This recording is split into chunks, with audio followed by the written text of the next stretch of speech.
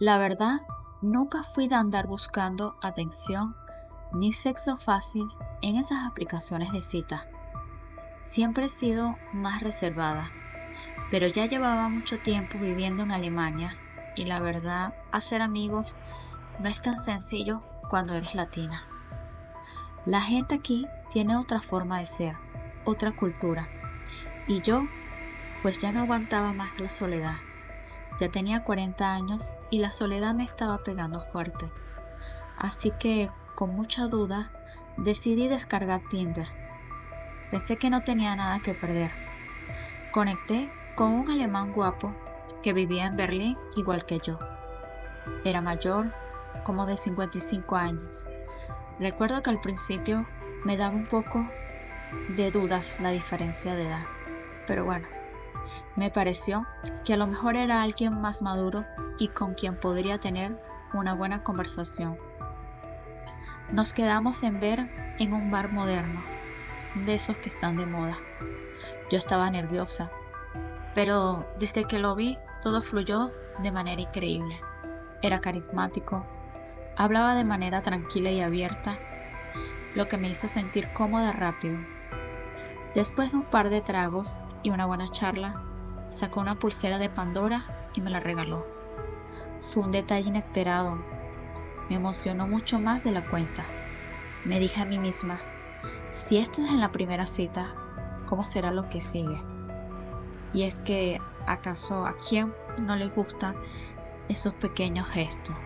A una mujer le fascina. Mi corazón brincaba de emoción. Pasada la medianoche, me propuso ir a un hotel de lujo. Al principio tenía mis dudas porque estaba nerviosa, pero la noche había sido tan perfecta que no vi ninguna razón para decir que no. Al llegar, la habitación era impresionante. Todo estaba decorado con detalles elegantes. Me sentía como en un sueño, como si este europeo tan hermoso fuera parte de un cuento que nunca esperé vivir. Ya estando en la cama, la tensión sexual estaba en su punto. Yo no podía creer que todo eso me estuviera pasando a mí. Él, tan atractivo, tan caballeroso, pero fue justo en ese momento cuando todo empezó a ponerse raro. Me dijo que iba al baño y noté que se tardaba más de lo normal. Empecé a inquietarme un poco, pero cuando fui a tocar la puerta, me respondió desde adentro que él ya saldría, que lo esperara acostada en la cama. Cuando regresó, nos acostamos y la pasión siguió fluyendo, pero de repente, algo cambió su expresión. Al principio, pensé que estaba muy excitado, pero esos gestos extraños empezaron a asustarme. Le pregunté si estaba bien, pero no me respondió. Fue cuando sus ojos comenzaron a voltearse hacia arriba, dejando su cara congelada en una mueca rara. Yo me quedé paralizada, sin entender lo que estaba pasando. Intenté llamarlo por su nombre. Lo sacudí un poco, pero el hombre no reaccionaba. Cuando le toqué el pulso, se me fue el alma al suelo. Estaba muerto. No lo podía creer. Muerto. Ahí estaba, en plena cama, en medio de lo que debía ser una noche increíble. Comencé a gritar como una loca, pero no había nadie que me escuchara. Mi mente no lograba asimilar lo que estaba pasando. Corrí hacia el baño. Necesitaba lavarme la cara, pensar que todo era una pesadilla de la cual pronto despertaría. Pero cuando entré, me encontré con algo que lo empeoró. Había restos de un polvo blanco sobre el lavamano. Me quedé helada. El hombre estaba drogado. Ahí fue cuando entendí lo que había pasado. Él no estaba emocionado por la noche, ni siquiera por mí. Estaba drogado hasta el tope. Y lo peor es que la sobredosis lo mató justo ahí, conmigo. Sentí que el mundo se me venía encima. De pasar una noche que parecía un sueño, terminé sola en una habitación con un desconocido muerto y droga por todos lados. No sé cuánto tiempo estuve ahí, sin moverme, sin decir nada. Me quedé pegada a la puerta del baño temblando, con la mente en blanco. Luego llegaron los de seguridad y los de emergencia, y todo se volvió aún más borroso. Los días siguientes fueron un desfile de interrogatorios interminables. Las autoridades me hicieron preguntas que ni yo misma podía contestar, porque la verdad es que apenas conocía al hombre. No había hecho nada malo, así que al final no tuve ningún cargo. Pero ese incidente me dejó marcada para siempre. Yo solo quería una simple cita. Desde entonces no he podido quitarme la sensación de que todo esto fue mi culpa por haber bajado la guardia, por haber confiado en un extraño. Me fui a buscar un poco de distracción de la soledad, de la nostalgia, de estar lejos de mi país y terminé en medio de una verdadera pesadilla. A veces pienso que la vida te pone pruebas muy duras cuando más vulnerable estás. A mí me puso una que nunca esperé y me dejó cicatrices que no se ven, pero que siento cada día. No he vuelto a usar ninguna aplicación de cita. Ni siquiera me animo a salir. Todo lo que quiero es olvidar lo que pasó aquella noche en Berlín, pero la imagen de su cara congelada, con esa mueca horrenda, sigue apareciendo cada vez que intento cerrar los ojos. Llegué a los 24 años sin haber conocido el amor, y encima era virgen. No es que fuera un muchacho feo ni nada parecido, pero siempre he sido muy tímido, de esos que nunca saben qué decir en el momento adecuado. Mientras mis amigos pasaban de novia en novia, algunos incluso ya casados, yo seguía siendo el ignorado, el que siempre se quedaba de lado. Me dolía, no lo voy a negar, pero no sabía cómo cambiar esa realidad. Un día, un amigo de esos más atrevidos, de los que nunca le falta novia, se me acerca y me dice: mira, métete en un sitio de citas, pon en tu perfil que eres virgen. A muchas mujeres les llama la atención eso. La idea me dio una vergüenza tremenda. ¿Cómo yo iba a poner algo tan personal en internet? Me resistí, pero la soledad pesa, y al final, con más dudas que esperanza, lo hice. Ahí fue cuando conocí a Amelia. Ella decía que tenía 40 años, y aunque la diferencia de edad me intimidaba un poco, su forma de hablar me enganchó. Era directa, sin rodeos. Era lo que a mí me hacía falta. Enseguida le conté mi nula experiencia con las mujeres y que nunca había tenido novia. Ella, con una naturalidad que me desarmó, me respondió que no importaba, que nos viéramos en su casa y dejáramos que las cosas fluyeran. Yo, con más nervio que valentía, acepté. Amelia me contó que era dueña de un restaurante de comida italiana llamado La Gran Lasaña y que vivía en la parte de arriba, en un departamento tipo estudio. Lo del restaurante me sonó a una exageración. Pensé que solo quería impresionarme. ¿Cómo una mujer dueña de un restaurante iba a estar interesada en alguien como yo? Y encima por una aplicación de citas. Pero no quise darle muchas vueltas. La curiosidad pudo más que la lógica. El día de la cita, llegué a la dirección que me dio. Para mi sorpresa, efectivamente era un restaurante italiano, pero nada moderno. Todo se veía viejo, descuidado. Las mesas y las sillas de madera rechinaban al moverse, y el ambiente estaba lleno de humo de cigarro. Más que un restaurante, parecía una taberna de mala muerte. Y en lugar de clientes disfrutando de comida, había hombres bebiendo y abrazados con mujeres que vestían faldas cortas y chores. Todo me olía raro, pero traté de ignorarlo. Fui directo al cajero y pregunté por Amelia. Me dijeron que ya me estaba esperando arriba. Subí por unas escaleras angostas, de esas que te hacen sentir que te adentras en algo desconocido, pero también peligroso. Al llegar al segundo piso, el lugar no era mejor que abajo. Estaba extraño, decorado con cuadros antiguos de platos italianos que parecían más caricaturas que arte. Todo estaba envuelto en una atmósfera opresiva, y lo peor era que yo no veía a Amelia por ningún lado. De repente, noté una puerta entreabierta y me acerqué. Ahí estaba ella, en la habitación. Era Amelia, o al menos una versión de ella, porque la mujer que vi no se parecía en nada a las fotos que me había enviado. En vez de una mujer de 40 años, era una anciana de al menos 60, con el rostro de arrugas profundas. Se rió al ver mi expresión de sorpresa y dijo con una voz áspera: «Hola, querido, soy yo, Amelia». Mi mente no pudo procesarlo de inmediato. Le dije tartamudeando: «Pero no te ves como en la foto.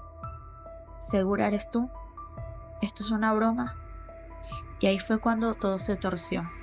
Amelia se rió aún más, con una risa seca que me heló la sangre. «Las fotos que te mandé son tan falsas como este restaurante», me dijo. «Claro, es un restaurante, pero aquí no vendemos precisamente comida». Un escalofrío me recorrió el cuerpo. Le pregunté con la voz quebrada: «¿Acaso esto es un prostíbulo?». Ella sintió con una sonrisa que no olvidaré jamás. Sentí como el estómago se me revolvía con una mezcla de asco, pero también miedo. Quería salir corriendo, pero mis pies estaban clavados en el suelo. Me dijo que me quedara, que todo sería muy sencillo, que al final disfrutaría la experiencia. Pero yo no podía seguir allí. Le dije que tenía que irme, que no podía hacer eso, y sin esperar su respuesta, corrí hacia la salida. Bajé las escaleras lo más rápido que pude, empujando la puerta de ese lugar asfixiante. No me detuve hasta estar varias calles de distancia, con el corazón latiendo a 1000 por hora. No podía creer lo que acababa de vivir. Me sentí engañado, me sentí humillado. Caí en una trampa absurda por querer algo tan básico como sentirme deseado. Los días siguientes fueron una pesadilla. No podía dejar de pensar en Amelia, en su risa burlona, en el ambiente oscuro de aquel lugar. Me sumí en una depresión que me costó muchísimo superar. No quería saber nada de citas, nada de mujeres, ni siquiera de mí mismo. Pero con el tiempo, las heridas empezaron a sanar. Hoy, con 29 años, tengo una relación estable con una mujer maravillosa. Ella tiene 36 años y 2 hijos. Y aunque no son míos, los quiero. Aún mi vida no ha sido fácil, pero finalmente encontré algo real. Pero cada vez que alguien me habla de citas en línea o de encuentros casuales, no puedo evitar sentir un nudo en el estómago, porque sé que detrás de las fotos, de los mensajes y las promesas pueden esconderse horrores que nadie imagina. Cuando era adolescente, no había otra forma de describirme más que ingenua y crédula. No es que me gustara ser así, simplemente las cosas me las creía con facilidad. Y es que a esa edad cualquier atención me hacía sentir especial. Por eso, cuando conocí a Raúl, un chico de 22 años, en el gimnasio, sentí que todo estaba cambiando para mí. Era guapo, carismático y siempre coincidíamos en los entrenamientos. Yo, en mi inocencia, pensaba que había algo mágico en nuestras coincidencias. Un día, se acercó con la excusa de ayudarme con mis ejercicios, diciéndome que podía mejorar mi técnica con las pesas. Al principio, todo parecía inofensivo. Nos fuimos conociendo poco a poco y él empezó a hacer más preguntas más personales. ¿Tenía novio? Le respondí que no. Y ahí fue cuando comenzó a proponerme que nos viéramos fuera del gimnasio. Al principio dudé, pero me convenció con una idea que sonaba razonable en ese momento. Podríamos entrenar en su casa con más tranquilidad, sin que nadie nos interrumpiera. Decía que así podríamos concentrarnos mejor y yo podría progresar más rápido. Qué ingenua era. Yo acepté. Llegó el día de la cita. Cuando llegué a su casa, me sorprendió lo hogareña que era. Me recibió con una sonrisa encantadora y me presentó a su mamá y a su hermana pequeña. Me sentí cómoda de inmediato, como si todo fuera natural. Comimos juntos y la conversación fluía sin problema. Todo parecía perfecto. Incluso me sentía afortunada. El hombre era guapo y más allá de su físico, había algo en su actitud que me hacía confiar en él. Después de un rato, me llevó a su cuarto. No me pareció extraño al principio. Pensé que seguíamos con la idea de entrenar. Sin embargo, todo se puso mucho más cariñoso de lo que esperaba. Nos besamos, pero cuando noté que las cosas se estaban acelerando demasiado, decidí poner un límite. Le dije que no estaba lista para seguir más allá. Sorprendentemente lo respetó sin hacerme sentir incómoda. Fue entonces cuando noté algo raro en su habitación. Había juguetes de bebé esparcidos por el suelo y en una esquina un cochecito de bebé. La escena me puso algo confusa, así que le pregunté directamente si tenía hijos. Me miró a los ojos, se rió suavemente y me dijo que no, que esos juguetes eran de su hermana pequeña. Yo la verdad no sabía qué pensar, aunque algo en mí dudaba. Decidí no prestarle más atención en ese momento. Cuando le dije que debía irme porque tenía que estudiar, él no puso resistencia. Me despidió con una frase: "Nos vemos el próximo fin de semana", y una sonrisa que me dejó algo confundida. Yo accedí a una segunda cita, pero en mi cabeza había una pequeña voz que me decía que algo no estaba bien. Iba caminando de regreso a mi casa, con la cabeza llena de pensamientos, cuando de repente sentí un tirón brutal en mi cabello. Antes de que pudiera reaccionar, me arrastraron al suelo y mi rostro chocó contra el pavimento con tal fuerza que sentí el sabor metálico de la sangre en mi boca. Era una mujer. No tendría más de 19-20 años, pero estaba fuera de sí. Me gritaba prostituta y otros insultos que me dejaron en shock. Yo no entendía nada. ¿Por qué me atacaba? ¿Por qué me estaba insultando? A esa mujer ni siquiera la conocía. El dolor físico no era lo peor. Lo más aterrador era la confusión que yo sentía. Las personas que pasaban por la calle me ayudaron a levantarme, mientras las chicas seguían lanzándome insultos e incluso escupiéndome la cara. Sentía que el mundo se había volteado de cabeza, pero no tenía ni idea de lo que estaba pasando. Llegué a casa en un estado lamentable, con la cara inflamada, el cuerpo adolorido y el alma rota. Mis padres, al verme en ese estado, entraron en pánico, pero yo no sabía qué decirles. Aún trataba de entender lo que me había pasado.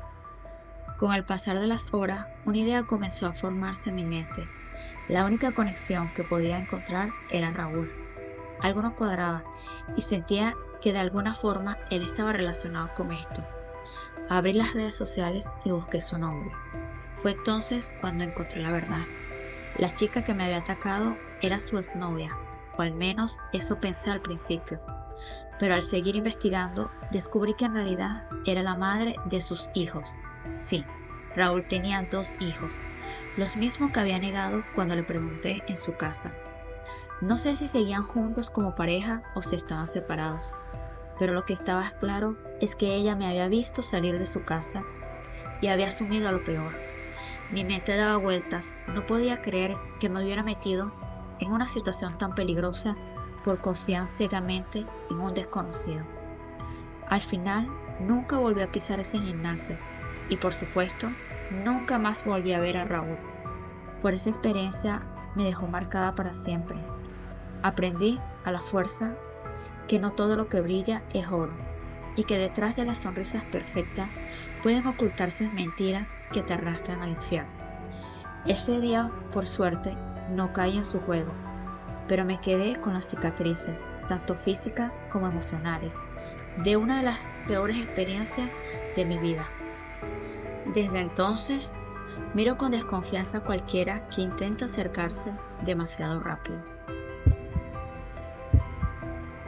Conocí a Gilberto en una tarde gris y fría. Yo estaba sentada en un banco a las afueras de una iglesia. Debo admitir que yo nunca he sido de esas personas religiosas ni nada parecido. Pero ese día la tristeza me golpeó fuerte. Mi perro había sido atropellado y no encontraba consuelo en ninguna parte. Me senté en ese banco buscando un rincón donde dejar caer mis lágrimas sin que nadie me viera. Pero entonces apareció él.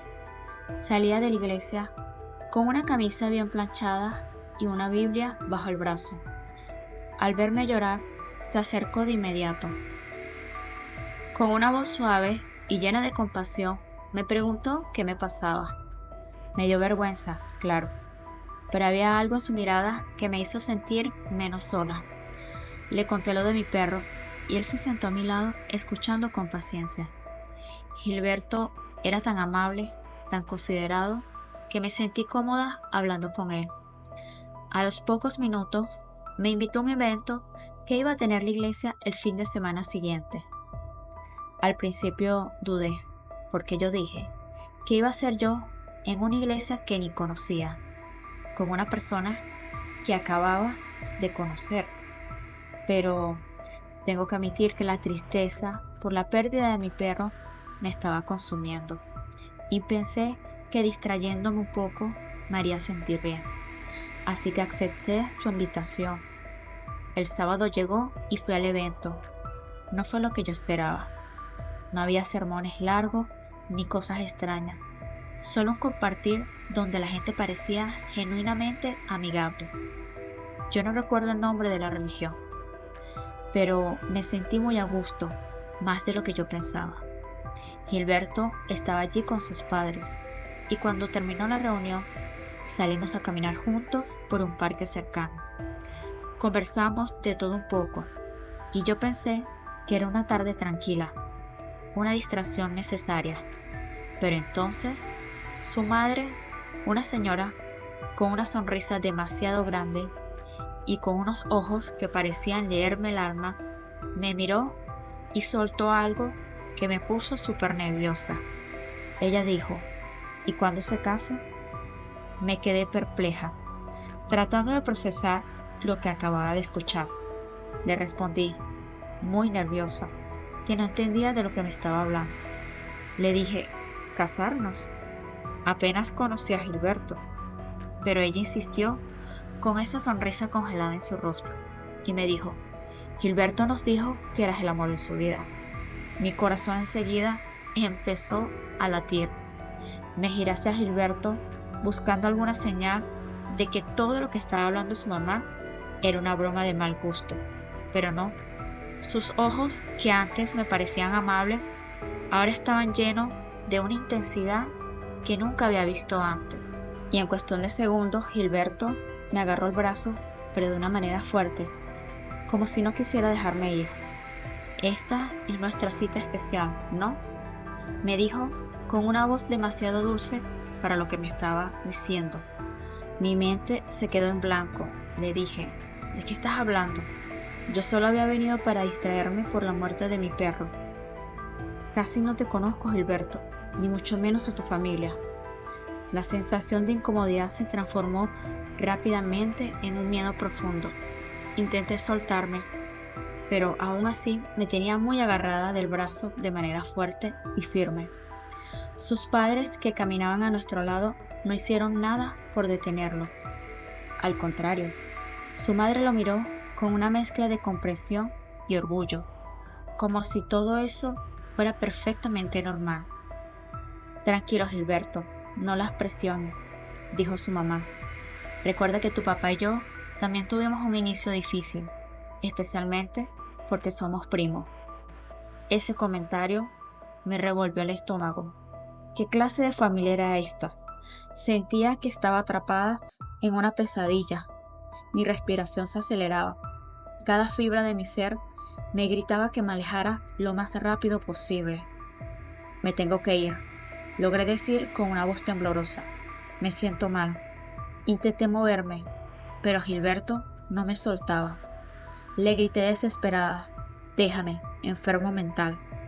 Eso pareció romper el hechizo. Me soltó de golpe y salí corriendo sin mirar atrás.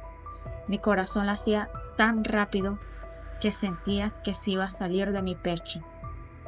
Corrí sin detenerme hasta llegar a mi casa y cuando finalmente llegué cerré la puerta. Me derrumbé, me acosté a llorar por un buen largo rato. Decía, Dios mío, ¿con qué clase de familia enferma me topé? Yo solo estaba deprimida por la pérdida de mi perro. ¿Por qué acababa de vivir todo eso? Algo de verdad no alcanzaba a comprenderlo del todo. ¿Cómo había caído en esa situación? Me lo repetía una y otra vez. Solo había aceptado la invitación porque estaba triste. Lo único que quería era distraerme. Pero ese hombre, ese tal Gilberto, había estado tejiendo una telaraña a mi alrededor y yo no me di cuenta hasta que ya estaba casi atrapada. Apenas fueron 2 días, pero las siguientes semanas fueron una mezcla de miedo y de confusión. Yo casi no podía dormir. Las imágenes de esa tarde me rondaban constantemente en mi cabeza. Me veía a mí misma sentada en esa iglesia, caminando por el parque, escuchando a esa familia hablar de casamientos como si todo fuera algo decidido. Empecé a tener pesadillas, despertándome sudando en medio de la noche. Finalmente, mis padres me llevaron al psicólogo. Pasé meses en tratamiento, tomando pastillas para dormir y hablando una y otra vez de lo que me había pasado. Poco a poco fui logrando salir de esta pesadilla, pero las cicatrices quedaron. Cada vez que alguien me ofrecía su ayuda, una parte de mí retrocedía, recordando lo que había pasado con ese loco de Gilberto. Ahora, años después, sigo preguntándome qué hubiera pasado si no hubiera salido corriendo. Pero no importa. Lo importante en este momento es que logré escapar.